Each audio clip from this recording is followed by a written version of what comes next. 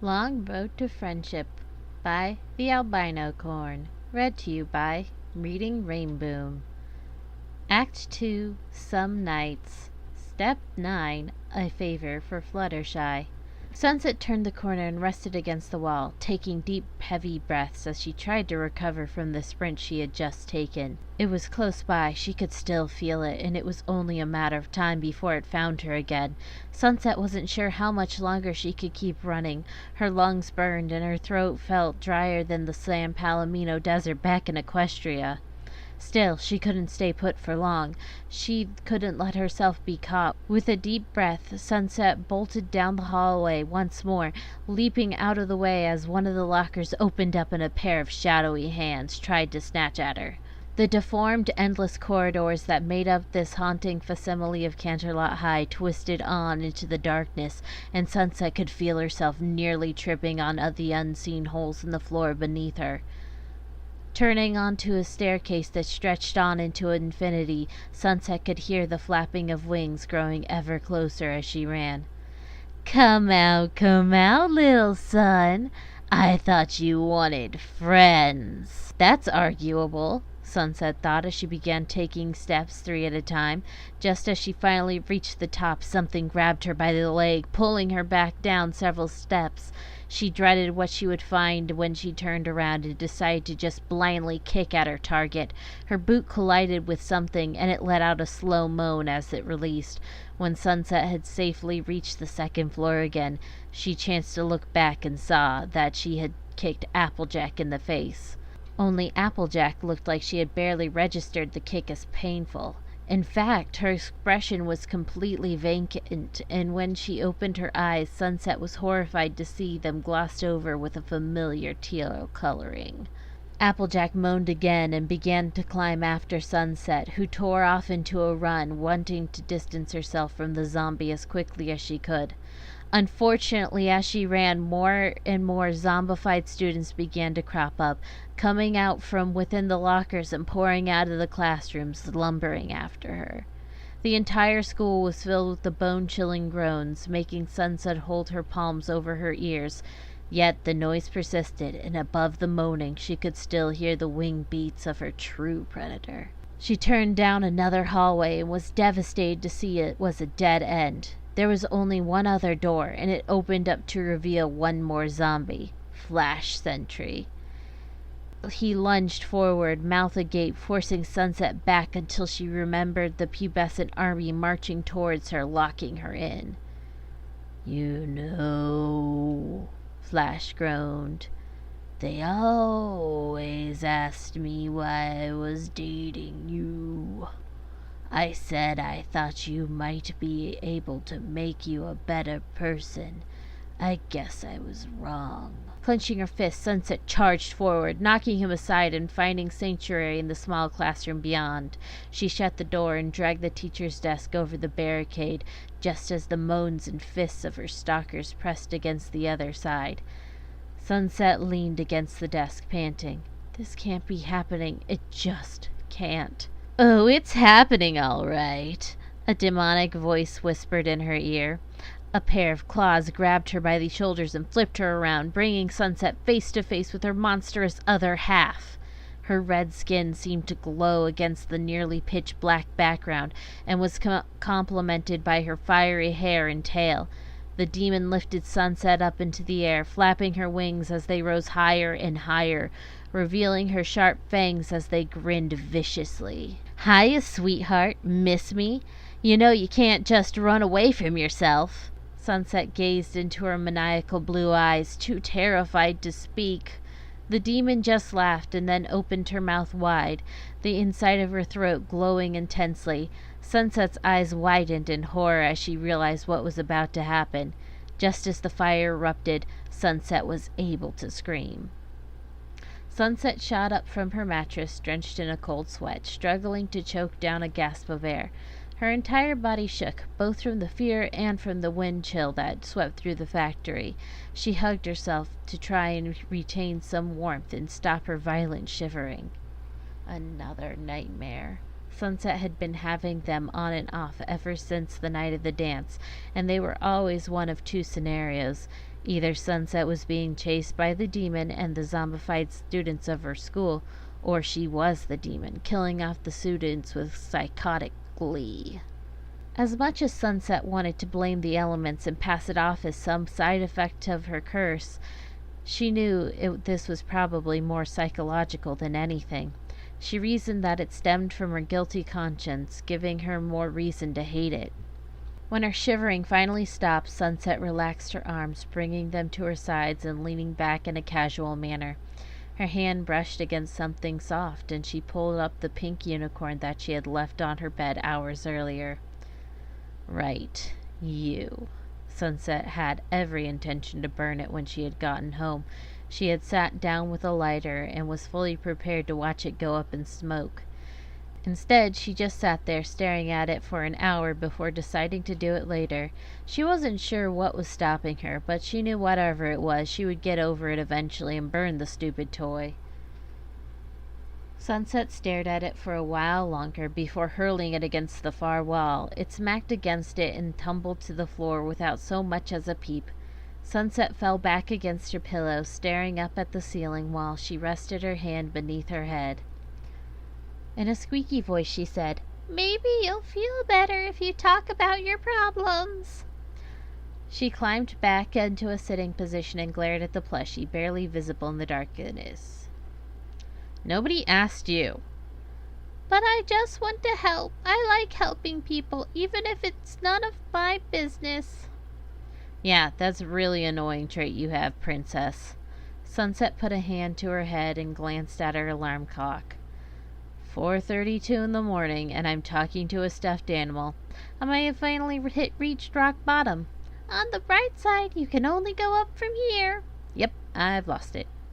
At 7 o'clock, Sunset dragged herself out of bed, having gotten only another hour of sleep after tossing and turning the rest of the night, fighting the urge to project her thoughts onto Twilight Sparkle toy. After a cold shower and a mediocre breakfast, she was starting to run low on food again. She headed out the door, backpack over her shoulder and eyes bloodshot.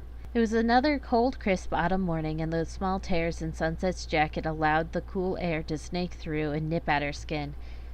She could feel goosebumps rise on her arms, and was now grateful she had chosen to wear jeans today. The sun rose over the neighborhood Sunset journeyed through, bathing everything in its fresh light. Gold rays streamed through the red and orange leaves that fell from the trees, coating them in a colorful camouflage.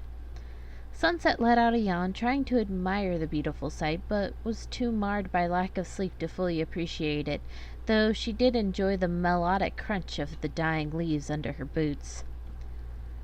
Drawing close to the school, she could hear the mindless babble of her congregating peers as they gathered together in front of the entrance, greeting each other and making plans for the weekend. It was with a frown that Sunset realized she was about to endure another weekend without anything to do. Well, other than to burn Twilight Sparkle to a crisp. Walking onto campus, Sunset heard a small, hesitant voice that forced her to stop. "Please, won't you volunteer at the local animal shelter? Help those who can't help themselves." "Oh, excuse me, would you like to... No? Oh, that's okay then." Crap. Sunset inwardly screamed. She had completely forgotten about Fluttershy's weekly and pathetic attempts to garner attention for the animal shelter. This was normally the time Sunset would walk up to her, mock her for being so fragile and quiet, then go about her merry day. Instead, Sunset stomped over for an entirely different reason. Approaching Fluttershy, Sunset choked out, "I'd like to volunteer." Fluttershy took a small step back, looking both startled and confused. You would? But I thought you didn't like animals." Sunset tightened her jaw. "Yes, I would, and no, I don't." "Then why are you volunteering?" "Because you asked." Fluttershy kept the stack of paper she was holding close to her chest with one hand, while she used her other to play with her hair. "Well, if you really want to." Fluttershy gave Sunset a look of sad innocence. "This isn't some mean joke, is it?" Despite all of the mean things she could potentially do to Fluttershy at the shelter, Sunset knew she wouldn't stoop that low. She may dislike animals, but she wasn't going to abuse any. She had technically been one. No, it isn't, I promise. Fluttershy instantly brightened up to levels that Sunset had rarely seen. Okay then, she practically squealed. She handed Sunset a flyer. Here are the directions. Do you think you could come by tomorrow, maybe around 8? Sunset sighed. Yeah, sure. Oh, thank you so much. You're going to have so much fun, I promise. Just wait until you see all the cute baby puppies and stray kittens and...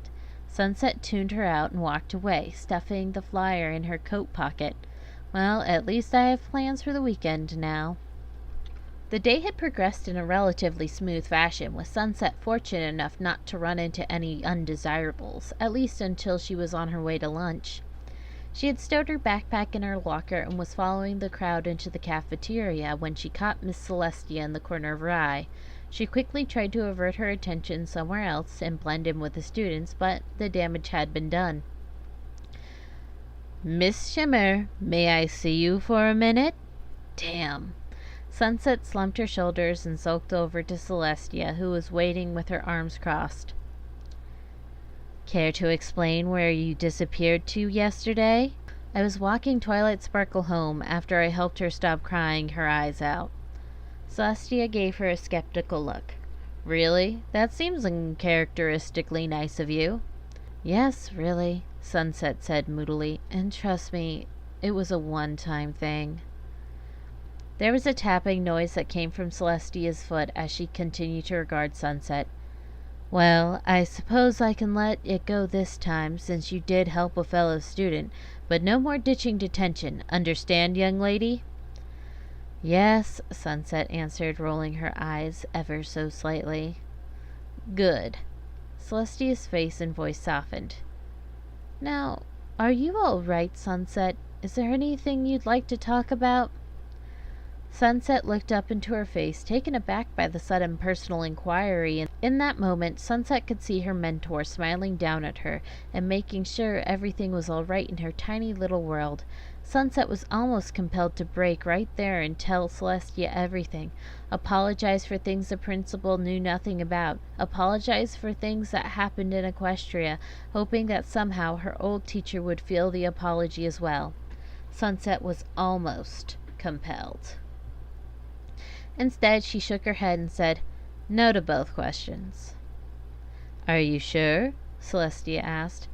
"Not really." Sunset pinched the bridge of her nose and sighed in frustration. Forget it. Just forget it. I don't want to talk about anything." Before Celestia could ask another question, Sunset broke into a fast walk, making her way to lunch. After grabbing a tray of food and seating herself in a lonely corner table, Sunset closed her eyes and took a moment to gather her thoughts. What was with everyone suddenly wanting to know her personal life? It wasn't like it was any of their business anyway. Taking up her fork, Sunset absent-mindedly picked at her salad, her appetite gone now. People really need to keep their noses out of my affairs. Twilight dropped down into the seat next to her. "Hey, I heard you were going to help Fluttershy tomorrow at the animal shelter. That's really nice of you." Sunset looked up at the ceiling. "Seriously?" Looking back at Twilight, she asked coolly, "First of all, what makes you think you can just sit here? And second, what's with your obsession of whether or not I'm nice?" Twilight smirked. "It's a free school. I can sit wherever I want," she said, playfully matching Sunset's snark. "And I am not obsessed. I just said that was a really nice thing of you to do." Sunset made a violent stab at a piece of lettuce. "Yeah, don't remind me." "Okay, I'm not obsessed, but I am confused. Why do you act like every nice thing you do is somehow a bad thing, or at least that you don't want to do it?" "Because I don't want to do it." Twilight scrunched her face, looking thoroughly perplexed. "Then why do you do them?" Feeling no pressure in her throat, Sunset grinned, mostly to herself. "Let's just say I'm cleaning my conscience." "Well, okay," Twilight said, sounding more confused than before. "Hey, Sparkle, want to do me a favor?" "Sure." Twilight smiled brightly. Sunset turned and looked into her shining violet eyes. "Go away." Twilight pouted in an unamused fashion, but stood up, taking her tray with her. "Fine, but I'd watch out for Rainbow Dash. She doesn't seem too happy with you." With a nod of farewell, Twilight turned to the other table where, sure enough, Rainbow was staring Sunset down with a fervent intensity. "Gee, I can't imagine why," Sunset muttered to herself, returning to her salad. As the school day came to an end, Sunset found herself mopping the floors once more, ordered to finish the job she should have done yesterday. The students had fled from the school faster today than the previous, no doubt because of the welcoming weekend and all the promises it held. For Sunset, it just promised a day of helping the spineless chicken pick up after other mindless animals. "Fun, fun," Sunset said, her voice oozing with false enthusiasm. She brought her mop back and forth across the hallway, backing up as she cleaned. It was horribly dull work. "Hey!" a voice cracked through the calming quiet. Sunset turned around and found Rainbow Dash standing at the end of the hall, arms folded and looking like someone had spit in her sports drink. "Caution! Wet floors," Sunset said in a bored tone. Unfolding her arms, Rainbow marched down the hall, her fists now balled at her sides. She didn't stop until she was inches away from Sunset, who could now smell her disgusting sweat. "What are you planning?" Rainbow growled through her teeth. "I have no idea what you're talking about," Sunset answered calmly, "and I suggest you back up out of my face." Instead, Rainbow grabbed Sunset by the arms and pinned her against the lockers, making them rattle with enough noise to wake the dead. "Quit lying to my face!" Rainbow snarled. "I know you're planning something for tomorrow. Why else would you offer to help Fluttershy?" "Maybe I'm just trying to be a nice person." Sunset couldn't help but grin in a nefarious manner. "Bullshit!" "Such language, Dash. Not very appropriate for a school setting." Rainbow brought her up and slammed her against the lockers again, wiping off Sunset's smile. She glared darkly at Rainbow. "All right, I'm done being nice.